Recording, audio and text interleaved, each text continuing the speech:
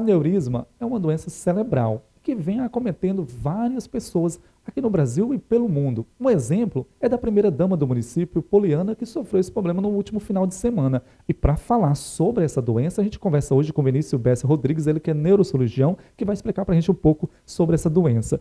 Doutor, o que é aneurisma? Pois não. Então, o aneurisma cerebral, ele é, na verdade, a gente costuma explicar que é uma dilatação sacular, né? É uma espécie de uma bolhazinha que se forma na parede da artéria cerebral que leva justamente sangue para diversas regiões do cérebro. Então, esse aneurisma, ele vem por uma série de diversos fatores. Hoje a gente já tem vários estudos demonstrando fatores ambientais, fatores hereditários que podem também desenvolver essa propensão a pessoa ter o aneurisma cerebral. E ele consiste nisso, nessa dilatação sacular na parede da artéria, formando uma espécie de uma bolhazinha. Ela pode ter diferentes tamanhos, diferentes formatos e pode também ter em diferentes artérias, ou até mesmo em mais de uma artéria no cérebro. A gente sabe que tem vários tipos de aneurisma, né? Então eu gostaria que o senhor falasse para a gente quais são os mais comuns, doutor. Quando a gente pensa no sistema nervoso, né, central, a gente observa aneurismas principalmente nas regiões em que são irrigadas pelas carótidas, que são as artérias mais calibrosas que levam sangue para a região do cérebro. Ele pode dar em diferentes artérias, mas estatisticamente falando, ele é mais comum nessas regiões. Mas o aneurisma por si, ele é um conceito amplo. Você pode também ter aneurisma em artérias que estão relacionadas em outras regiões do corpo, por exemplo, que irrigam alguns órgãos, por exemplo, aneurisma de artéria esplênica, que é um aneurisma que pode dar na artéria que leva sangue para o baço, aneurismas de artérias renais, artérias mais calibrosas, como a aorta, também pode ter o desenvolvimento desses aneurismas. Então, a aneurisma em si, num conceito amplo, ele pode dar em diferentes artérias do corpo, né? E quais são os fatores de risco associados ao desenvolvimento de um aneurisma? Hoje a gente entende que o aneurisma ele é uma doença multifatorial, então são vários fatores.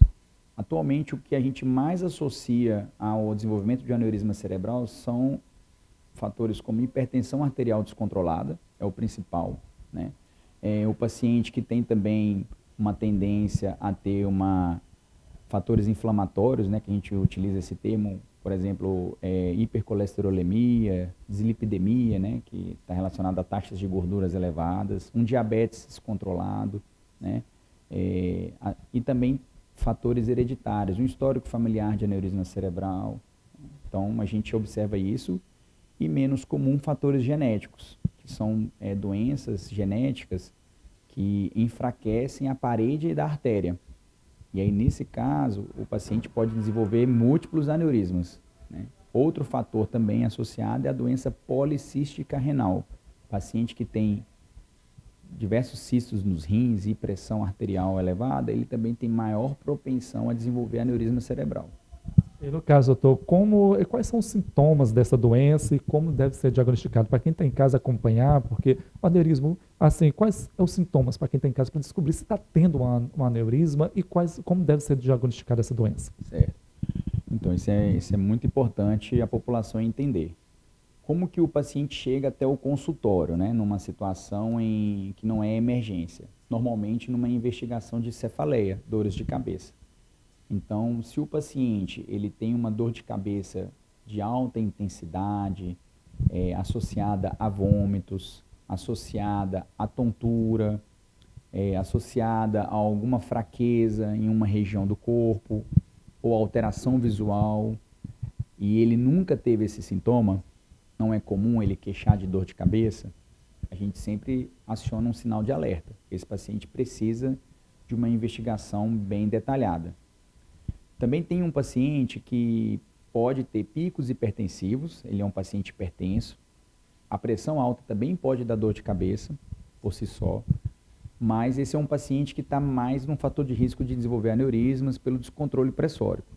Então, se esse paciente, isso é importante não só para o paciente, mas para o acompanhante que convive com esse paciente, tiver uma crise de cefaleia associado a um estado de confusão mental, sonolência ou crise convulsiva, esse paciente tem que ser prontamente encaminhado para a emergência para descartar um AVC. Né? Então a gente fala que tem o cenário da emergência, que é um cenário mais crítico para o paciente, e tem um cenário do consultório, que é esse paciente que está ali com uma dor que nunca teve. Às vezes até chega até mim um paciente que investiga uma enxaqueca, uma cefaleia de longa data, e quando faz um exame complementar mais minucioso, descobre um aneurisma cerebral. Né? Então a gente fala que é um cenário que, na janela do tempo, né, de tratamento, é um cenário mais favorável, que a gente consegue fazer toda a propedêutica, o tratamento com mais calma, de forma eletiva, e propor para o paciente um tratamento seguro. Né? É importante saber que hoje a medicina está evoluída e avançada. Então, a pessoa que foi diagnosticada com aneurisma, quais são os procedimentos e qual é o tratamento após a aneurisma? O que pode ser feito para amenizar essa situação no paciente? A pessoa, primeiro o exame que ela faz é um exame não invasivo, que normalmente é um estudo das artérias por meio de uma angiorressonância ou uma angiotomografia. Né? Os exames hoje estão melhorando muito a qualidade dos exames, então está ficando cada vez mais preciso. Os aparelhos estão modernos e hoje Palmas tem essa facilidade desses exames. E às vezes faz diagnóstico de aneurismas de 2 milímetros, 3 milímetros por esses exames. Então, depois que tem esse diagnóstico, a gente indica para o paciente um procedimento que é minimamente invasivo, que é a angiografia cerebral. Eu explico para o paciente que é uma espécie de cateterismo. Ao invés de fazer do coração, a gente faz das artérias do cérebro. Esse cateterismo, a gente entra com um catéter, pode ser pela artéria do braço, artéria radial, ou pela artéria femoral, que é uma artéria que passa pela coxa.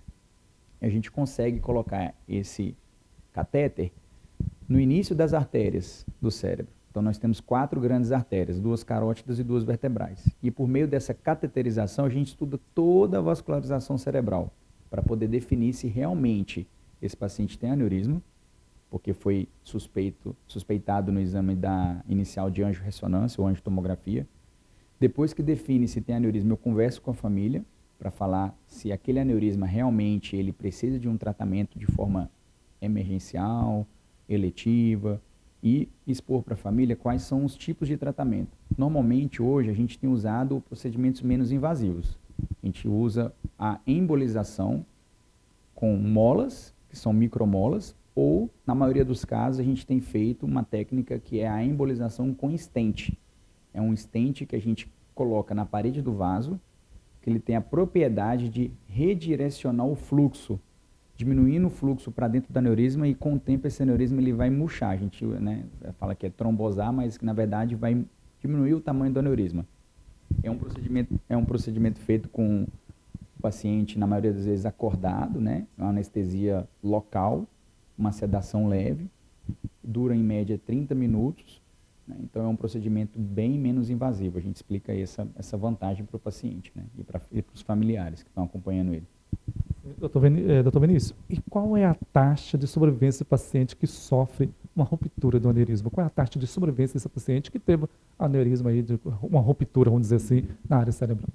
Então, aí já é um cenário mais dramático, né? Quando, infelizmente, a gente é acionado na emergência hospitalar porque faz a tomografia e vê o paciente com um AVC hemorrágico, que é popularmente conhecido como um derrame, e suspeita de um aneurisma e faz o estudo com tomografia ou angiorressonância e vê que é um aneurisma cerebral roto, esse paciente ele tem que ser tratado de forma imediata, né?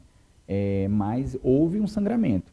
Então, essa proporção do sangramento, o tamanho e o local, impacta muito a sobrevida do paciente. Nos estudos mais atuais, a taxa de óbito, risco de óbito iminente em 24 horas é estimada em 35%. Então, é uma taxa significativa, mesmo você conseguindo tratar esse aneurisma.